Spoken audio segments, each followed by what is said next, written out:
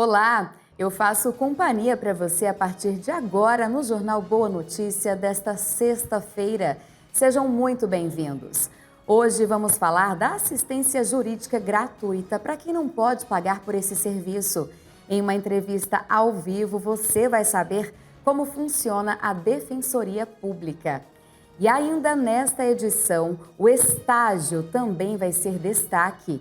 Vamos mostrar a importância dessa primeira experiência de trabalho para muitas pessoas. E tem mais. O que você acha da combinação de calor e eletricidade? Vamos trazer dicas de como economizar nos meses mais quentes do ano. É daqui a pouco.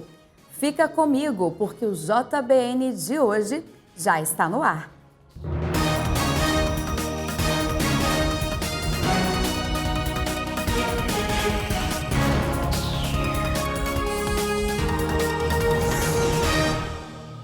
Aproveito para agradecer a sua companhia aqui junto conosco na TV das Bênçãos do Pai. Uma excelente sexta-feira. Para quem já está se preparando aí para o fim de semana também, se cuida. Tudo de bom para você e para sua família. E começamos essa edição de hoje falando da assistência jurídica gratuita para quem não pode pagar por um advogado, por exemplo. Você sabe como funciona a Defensoria Pública? Quem vai explicar para a gente agora isso é a Subdefensora Pública Geral, Débora Vidal, que está aqui conosco de forma remota. Olá, doutora Débora, obrigada pela sua participação. Gostaria que a senhora começasse, então, explicando quem pode ter acesso a essa defensoria. Olá, a Defensoria Pública de Goiás é que agradece a oportunidade nesse espaço tão importante de informação. A Defensoria Pública é um órgão que fornece, que oferece aos necessitados a assistência jurídica integral e gratuita. O que é isso traduzindo? É desde o primeiro atendimento com uma orientação jurídica até a sequência processual, caso necessário, chegando aos recursos nos últimos níveis do judiciário brasileiro. Quem pode ser atendido pelas defensorias públicas, tanto a de Goiás como de qualquer unidade? Aqueles que se caracterizam como necessitados. Na de Goiás, são as pessoas que têm renda de até 3 salários mínimos. Este é o primeiro requisito. E aí a gente pode falar das áreas, por exemplo, eu estou com um problema de família, um problema criminal. Explica para a gente, porque muita gente tem dúvida, né? Está precisando de um divórcio, de uma pensão alimentícia. Quais são as áreas de atuação, doutora? Isso, a Defensoria atua praticamente em quase todas as áreas do direito, exceto quando se fala do direito de área federal, ou seja, não atuamos em previdência e nem na área trabalhista. As demais áreas são atendidas: o cível, o criminal, direitos humanos, família, sucessões, desde um registro de nascimento até o momento de divórcio, necessidade de óbito. Então, assim, nós atendemos o cidadão desde antes do nascimento, garantindo, a gravidez, a situação de saúde da mãe, até os últimos momentos, que é até com o óbito, para poder dar continuidade aos bens de família e outros direitos. E agora, durante a pandemia, doutora, como é que está funcionando o atendimento? Mudou a rotina? Mudou bastante. Preferencialmente, os atendimentos são remotos, via telefone, WhatsApp ou e-mail, como uma forma até da gente ter maior proteção para os nossos assistidos. E aumentou demais a demanda. Algumas pessoas pensam, não está tendo atendimento presencial, diminuiu? Ao contrário, em algumas áreas da nossa defensoria chegou a triplicar esse atendimento, porque ficou mais facilitado, Por telefone você já recebe uma orientação, pelo e-mail você manda os documentos ou pelo WhatsApp, e é feito todo esse encaminhamento jurídico. Presencial, só realmente quando é bem necessário, para que seja encaminhado ou para um atendimento diferenciado. Continuamos tendo alguns, só que agendado dentro dos protocolos sanitários de segurança. Doutora, uma dúvida que chega para a gente é o seguinte: vamos supor, uma mãe que estava tentando receber a pensão alimentícia do filho ou dos filhos, chegou ali a contratar inicialmente um advogado de forma particular, mas as contas apertaram, não posso mais pagar, quero passar essa causa para a Defensoria Pública. Isso pode ser feito e como? Isso pode ser feito, ela tem que fazer contato com a defensoria da sua cidade, né? Ela vai comprovar os requisitos necessários, no caso de necessidade econômica, que ela não tem como pagar, que a renda dela é insuficiente para isso, então a defensoria pública entra no processo, né, com uma petição avisando o outro profissional do direito que a partir daquele momento a defensoria é quem vai dar sequência nessa defesa. A senhora citou o aumento da demanda durante a pandemia. O número de defensores públicos, então, no nosso país, ou aqui de Goiás, que é a realidade que a senhora está, ele é o suficiente para atender essa demanda? Há uma fila de espera muito grande, vamos dizer assim, de processos aguardando um resultado, uma decisão? O número não é suficiente. Hoje, em Goiás, nós temos apenas 83 defensores, sendo que estamos instalados efetivamente em apenas 5 locais, que é em Goiânia, Trindade, Inhumas, Anápolis e Aparecida de Goiânia.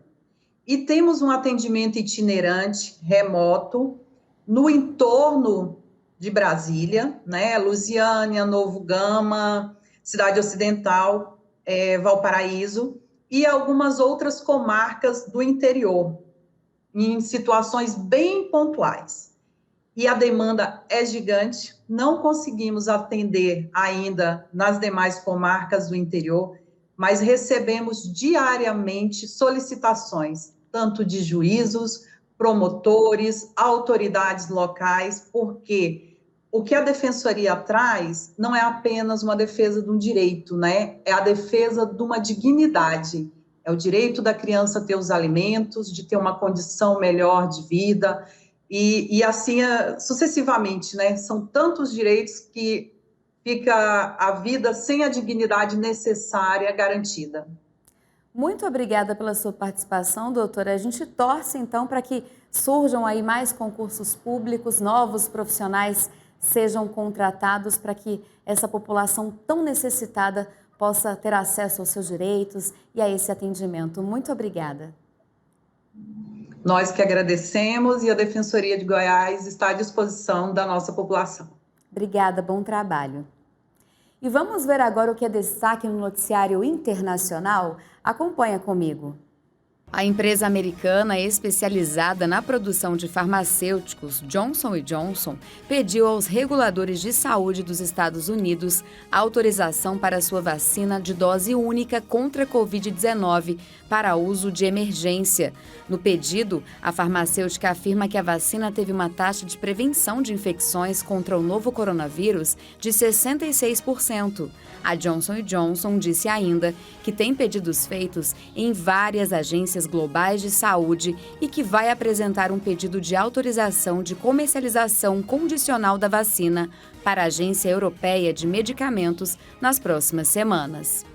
E a Grã-Bretanha lançou um ensaio para avaliar respostas imunológicas geradas pela combinação de doses das vacinas da Pfizer e AstraZeneca. Os pesquisadores britânicos querem testar se a vacinação de pessoas com os 2 tipos diferentes de vacinas contra o coronavírus podem melhorar a resposta imunológica do organismo, ou seja, a produção de anticorpos contra a Covid-19.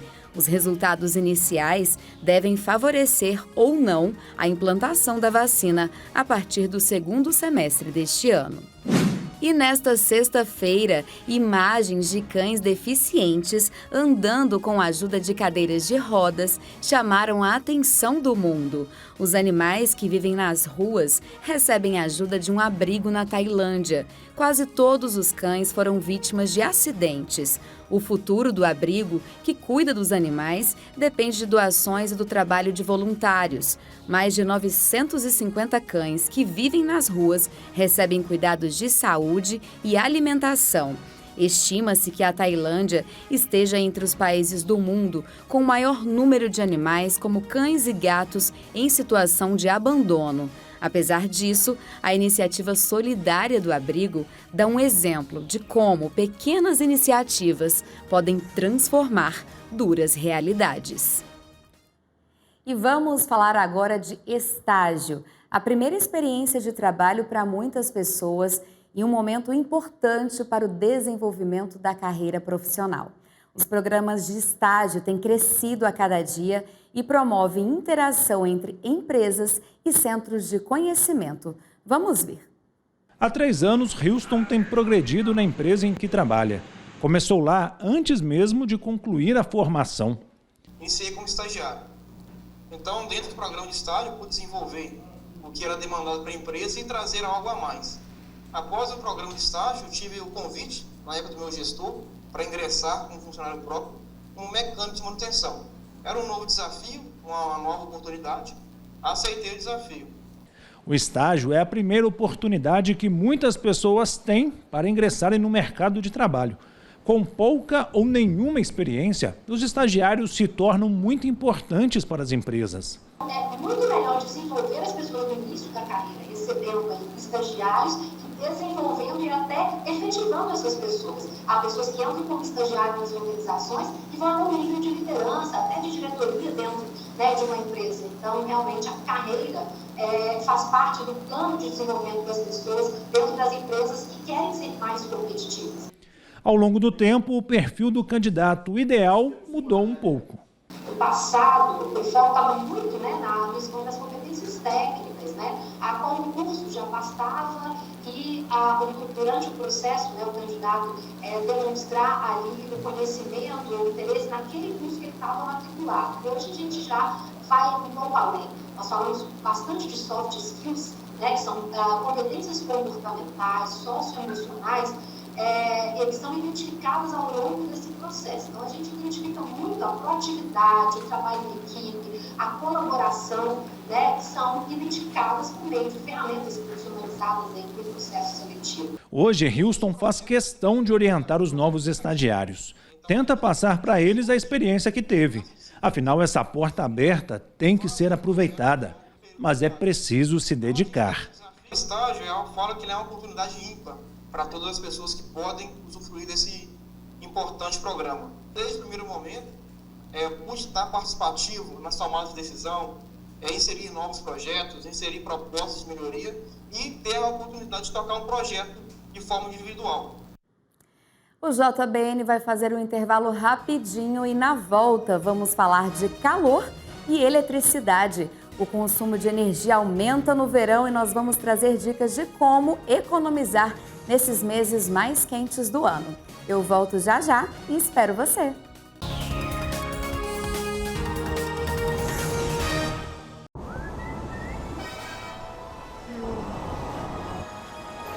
Oi para você que está aqui na Rede Pai Eterno.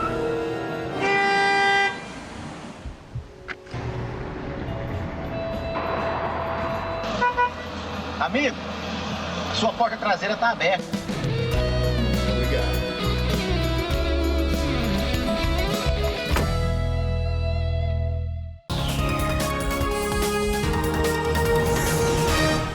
Estamos de volta com o seu Jornal Boa Notícia desta sexta-feira. E você que não pode acompanhar a nossa programação pela televisão, é muito simples, a gente vai mostrar para você. Basta acessar o nosso portal, tá vendo aí na internet, paieterno.com.br. Tem ainda a opção de você baixar o aplicativo no seu celular, TV Pai Eterno. Estamos ao vivo para todo o Brasil, ao alcance da sua mão, 24 horas por dia. Sempre trabalhando com muita alegria, evangelização e fé aqui na TV das Bênçãos do Pai. E você sabia que o uso correto dos equipamentos eletrodomésticos ajudam a equilibrar a conta de energia durante o verão? Pelo menos a gente vai tentar fazer isso, né? Ainda mais nessa época do ano que o consumo de energia fica mais elevado, porque muitos de nós estamos ficando também mais em casa. Vamos conferir algumas dicas na reportagem do Tarek Cardoso. Vamos ver. O ar-condicionado ligado por longos períodos, o ventilador girando sem parar e os refrigeradores têm suas portas abertas a todo momento e na temperatura máxima. O verão, a estação mais quente do ano, tem suas vantagens, porém para que as pessoas se mantenham confortáveis nos dias de muito calor, o gasto de energia elétrica aumenta, e muito. Verão a pleno vapor. A gente está numa pandemia, tem muito mais gente em casa agora fazendo home office, o número de pessoas em casa aumentou consideravelmente. E a gente quer ter o conforto do ar-condicionado, o conforto da água gelada, o conforto do ventilador. Esse conforto tem que ser equilibrado, porque ele acaba podendo produzir um aumento no peso da conta e no peso do bolso do consumidor, né? Segundo a Agência Nacional de Energia Elétrica, a conta de luz pode ficar até 9% mais cara entre os meses de dezembro e março. Este consumo pode representar um grande impacto no orçamento das famílias e por isso é bom adotarmos algumas medidas de economia de energia em nossos lares. O ar-condicionado é um grande parceiro para driblar o calor, mas pode ser o grande vilão quando chega a conta de energia. As dicas para o uso consciente do aparelho são bem importantes. Ao comprar um modelo de condicionador de ar, né, optar sempre por aquele que está no maior grau de eficiência energética, o grau A, a classe A, e mesmo que ele seja um pouco mais caro, e em geral ele é um pouco mais caro mesmo, esse valor ele depois é compensado pelo valor da conta de energia. Então vale a pena esse investimento. Então a primeira coisa é, mesmo que não seja um equipamento mais barato, ele acaba trazendo um benefício a longo prazo melhor para o consumidor. Uma outra coisa importante é que ambientes que você está usando condicionador de ar tem que estar bem vedados, né? Janelas fechadas, bem vedadas. É importante também usar persianas, cortinas que eliminam e diminuem o calor do ambiente. Os ventiladores consomem menos energia que os aparelhos de condicionamento de ar, mas é possível economizar ainda mais ao usar o aparelho. Os ventiladores têm aí também uma informação bastante interessante, né? O ventilador é muito usado durante o verão como um aliado para dar conforto. Ele é muito mais barato do que o condicionador de ar, de fato, né? Então tem muitas famílias que ainda se apropriam do ventilador como uma maneira de refrescar o ambiente. O que a gente tem como informação nele, além da classificação de eficiência energética, o Inmetro também dá na etiqueta a informação de vazão, da quantidade de ar que esse ventilador é capaz de circular no ambiente. Então essa é uma informação também que o consumidor pode se utilizar. Dois equipamentos com a mesma eficiência energética podem oferecer valores de vazão diferentes. Então opte por aquele que tem maior vazão, porque ele vai fazer com que o ar circule mais no ambiente onde você está e vai te oferecer a melhor performance de eficiência energética. Além do mais, é importante lembrar que o equipamento tem que estar limpo, né? O ventilador tem que estar limpo porque isso acaba atrapalhando a eficiência dele. Os parafusos bem apertados, a hélice tem que estar bem equilibrada também, porque isso acaba interferindo na utilização do equipamento. Ao adquirir geladeiras e freezers, é bom observar o grau de eficiência dos equipamentos. No uso cotidiano, preste atenção no lugar onde o equipamento está alocado na residência. Abrir e fechar a geladeira o tempo todo faz com que o ar quente entre dentro do equipamento e, portanto, o sistema de refrigeração dele fica comprometido. Uma outra coisa importante é que a geladeira tem que ter um espaço em que ela possa ser capaz de trocar calor com o ambiente. Ela não pode ficar muito próxima das paredes, não pode ter nenhum outro equipamento muito próximo dela, o que gera uma dificuldade para ela trocar calor com o ambiente. Uma outra coisa que a gente também diz que é uma boa dica é você já saber de antemão onde é que os objetos, os alimentos, as bebidas estão dentro do refrigerador. Diminui o tempo em que você precisa acessar esse material ao abrir a porta. A manutenção e limpeza desses equipamentos também contribuem para a eficiência energética dos objetos. Para ventiladores, como eu já havia sinalizado, em manter o ventilador limpo, né? Manter inclusive a hélice ali adequadamente limpa e também todo o funcionamento dele adequado, facilita, harmoniza muito a utilização desses equipamentos e a eficiência energética dele, obviamente, também está relacionada com isso. A geladeira da mesma forma, né? objetos que obstruem a circulação de ar dentro da geladeira, impurezas que tornem, portanto, essa troca de ar ineficiente, também vão gerar uma perda na eficiência energética daquele equipamento. Portanto, é conveniente e adequado que o usuário faça uma limpeza regular desses equipamentos, bem como também o próprio condicionador de ar, que tem um filtro ali na parte frontal dele, né? Seja aqueles de janela, seja também aqueles feitos de split, né? Você também tem que manter a limpeza desses equipamentos, porque impurezas ali impedem a troca de calor feita pelo equipamento e, portanto, a eficiência energética fica comprometida. As lâmpadas podem ser substituídas por tecnologias mais recentes que ajudem a economizar o consumo de energia. A lâmpada, sempre é importante usar lâmpadas LED, né, que são a melhor tecnologia do mercado. Elas te oferecem o menor referencial de consumo de energia, e, portanto, se você puder trocar as lâmpadas do seu ambiente por lâmpadas de alta eficiência de energia, é o melhor caminho. Lâmpadas também são categorizadas pelo Programa Brasileiro de Etiquetagem e essa informação também é oferecida para o consumidor. Essa é uma troca da qual ele pode realizar, embora ele tenha um gasto inicialmente elevado na troca dessas lâmpadas, a longo prazo a conta de energia dele vai cair consideravelmente, ele vai poder ter então um retorno financeiro aí bem interessante nesse sentido também. Para ajudar as famílias brasileiras a terem um consumo racional de energia, o Inmetro desenvolveu o Programa Nacional de Etiquetagem, que classifica os aparelhos de acordo com sua eficiência energética. Há também uma calculadora desenvolvida pelo Instituto de Defesa do Consumidor, que nos ajuda a escolher o eletrodoméstico na hora de comprar, considerando o consumo de energia. É uma tabela bastante interessante, na verdade é uma espécie de calculadora que converte essas informações de eficiência energética em valores monetários. Isso dá para o consumidor uma ferramenta bem interessante para ele fazer essa análise aí um pouco mais direta, né, mais concreta para a realidade dele. E nessa calculadora ela tem até o valor médio por região, né? Exatamente, consumo médio de quilowatts-hora por região. Esse valor varia um pouquinho de cada uma das regiões, porque as concessionárias trabalham com valores um pouco diferentes. Ele tem uma média nacional, que é de 57 centavos, mas nessa calculadora, cada região vai poder também optar pelo valor real daquela região para esse cálculo final, o que dá, portanto, uma precisão maior nessa análise feita pelo consumidor.